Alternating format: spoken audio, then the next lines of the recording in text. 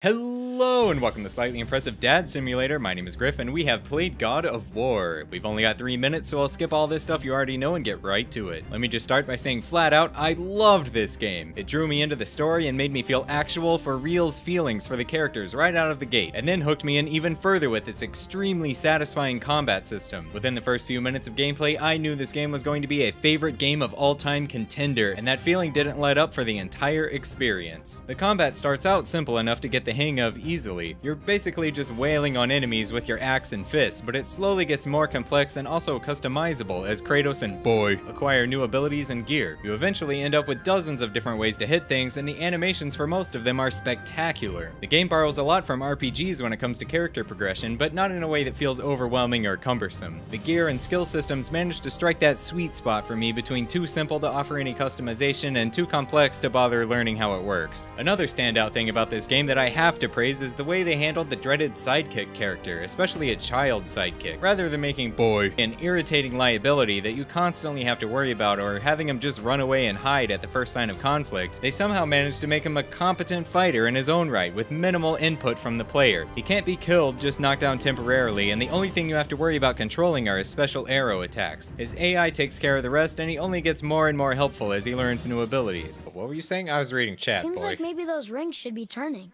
Well, you're the brains of this outfit. The voice acting and dialogue for every character in the game are top notch. Like seriously, I can't remember a single cringeworthy moment, even with Boy. Okay. I will make improvements to the axe. Okay.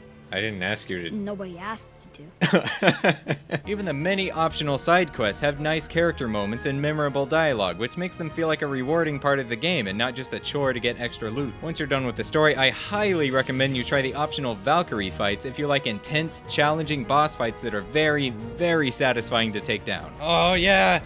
Oh yeah! Oh man!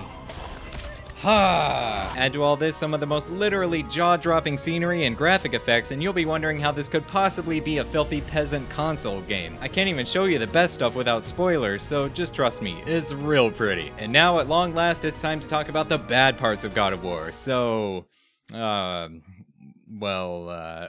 sometimes the icons on the map overlap, so it can be hard to see them all. And, when you get a new piece of gear, you have to manually unsocket the enchants in order to reuse them on the new gear. So, I mean, it's basically unplayable. Seriously though, this game is well worth the $60 price and then some. I'm not really one for numbers, so I give it a yeah out of 5. Thank you so much for watching. I'll see you next time. Okay, bye.